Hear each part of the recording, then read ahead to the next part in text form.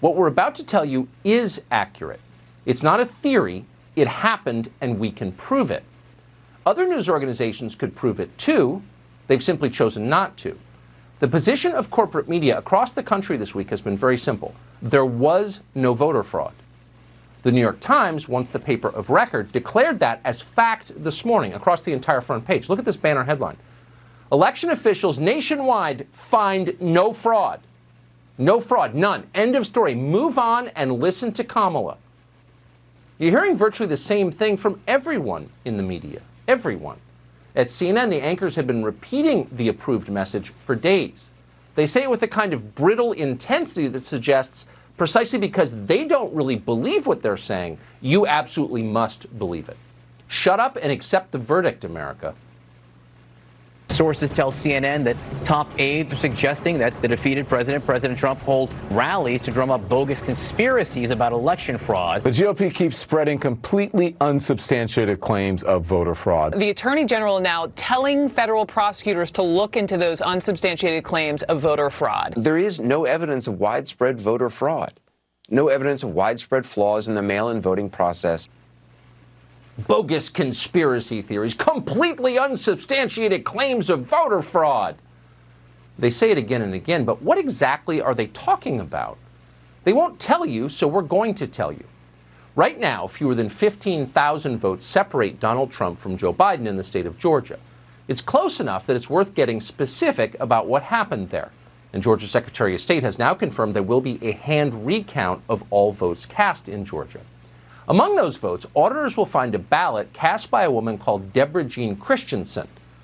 It'd be hard to find anyone who's got a bad word to say about Deborah Jean Christensen. She was well known in her community for years as a bird watcher, an avid gardener, a committed fan of the Georgia Bulldogs.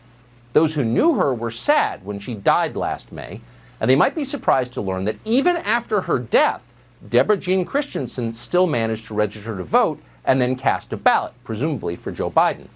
In some ways, it's an inspiring story, the triumph of voting over death. And no one quite embodies that story like James Blaylock of Covington, Georgia. Mr. Blaylock was a mailman for 33 years until he passed away in 2006. 14 years later, according to state records, he was still mailing things. James Blaylock cast a ballot in last week's election. How did he do that? It might be worth asking the New York Times. Maybe James Blaylock was just one of those extraordinary mail carriers. Neither rain, nor snow, nor gloom of night, nor even death itself could keep him from the mail.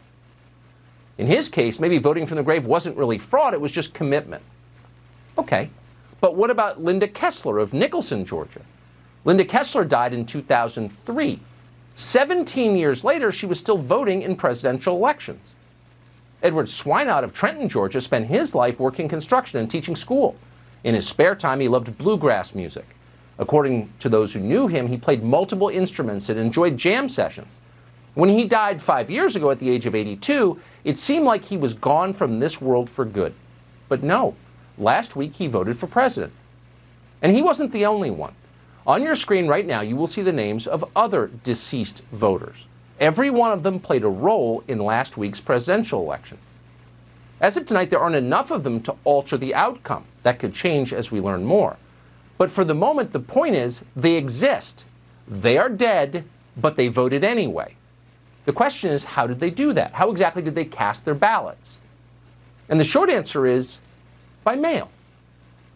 Dead people tend to vote more often when you make it easier for them to vote. They're like any other group. And this year, we made it much easier for the dead to vote. States sent ballots and registration forms to millions of people totally unsolicited. The pretext was COVID. We had to do this for public health reasons, remember?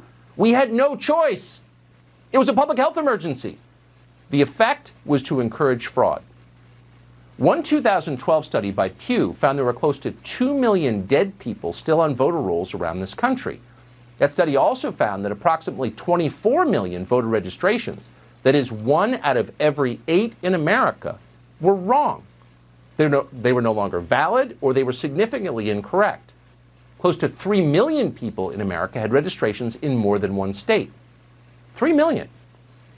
So what happens if you start sending ballots and registrations to lists like this? well, you're guaranteed to increase the amount of fraudulent voting. And that's exactly what Democrats did. Republicans, we should add, let them do it. Take the state of Nevada, where Joe Biden is currently leading Donald Trump by fewer than 40,000 votes. This year, state Democrats and their lawyers made certain that Nevada sent ballots, not ballot applications, but actual ballots, to every single registered voter in the state, whether they requested those ballots or not. And they did this even though they knew, they were perfectly aware, that more than 41,000 people who are registered to vote in Nevada haven't voted or updated their registrations in more than 10 years. Why? Because many of these people are dead or gone, but they got ballots anyway. One of those people was a former elementary school teacher called Rosemary Hartle. According to her 2017 obituary, Rosemary Hartle was a loving, fun, sassy, and sarcastic in a fun way. Beautiful, powerful, relentless, and inspiring. Sadly, now she's gone. But her voter registration remains. She's still on the rolls. Someone received Rosemary Hartle's ballot in the mail and then cast it. Who did this? We don't know who did it. We wish we did. We should know. It's fraud. It's a threat to our system, and it's being hidden by a news media totally vested in a Joe Biden presidency. Again, we have a right to know, we have an obligation to know much more about this. But thanks to the media blackout, it is left to independent conservative sites, places like The Federalist, to report what the rest should be reporting but are not. Thanks to The Federalist, we know that on October 9th, for example, a man called Fred Stokes Jr. received an unsolicited ballot in Clark County, Nevada. That's where Las Vegas is. 3 weeks later, the county received his ballot back by mail. Voting records indicate that ballot was, quote, completed. Fred Stokes voted for president. But Fred Stokes had been dead for 3 years. He died in June of 2017 at the age of 92. How'd that happen? We don't know. No one's reporting on it. In Pennsylvania, the state that made Joe Biden the president-elect, there are likely quite a few dead voters. How do we know that? Because the state told us. According to a report from last December, less than a year ago, from the state's Department of Auditor General, nearly 3,000 potentially deceased voters remained on the voter rolls in Pennsylvania. The Trump campaign says it has found evidence that some of them voted this year. For example, on October 24th, Allegheny County officials mailed a ballot to one Denise Odnick. She died 2 days before. Yet somehow records show that county officials received that ballot back, completed, voted for president, on November 2nd. Again, we're showing you more names on the screen just like Denise Odnick's.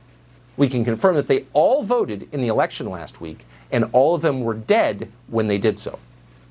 None of this is conjecture. It's not one of those bogus conspiracy theories that CNN worries about. It is entirely real. Why did it happen? How can we prevent it from happening again? Those are the questions. The first is very simple to answer. Democrats did it. They understand that when you send mail-in ballots to an entire unverified voter roll, you can't really know who's voting. But just to make certain that fraud remained likely, Democrats filed lawsuits in Nevada to eliminate signature verification. Think about that. In 2019, well before the coronavirus panic, Ron Wyden, is a Democratic senator from Oregon, sponsored the Vote by Mail Act. The Vote by Mail Act demands that every state in the union mails ballots to their entire unverified voter list. Whether you ask for it or not, whether you're alive or not, you get a ballot. There's no other way to interpret this. Democrats are abetting fraud. This summer, Democrats in the House of Representatives passed something called the HEROES Act. It wouldn't simply have provided, quote, automatic mailing of absentee ballots to all voters in America. It also would have prevented states from restricting in any way ballot harvesting. That means that anyone could collect and return bundles of ballots from dead or living voters to polling stations, and there would be no oversight of this at all. That's insane, but expect more of it. Loose voting rules are too useful for the left to pass up. In January, Democrats could very well gain control of the United States Senate. If that happens, much will change, but one of the things that will happen, they will pass the HEROES Act into law. Right now, they're claiming universal mail-in balloting is necessary because of coronavirus. It's a public health emergency. We have to have it. But they're lying. They've been pushing for this very thing for years, for one reason. It gives them an advantage because it increases the incidence of fraud.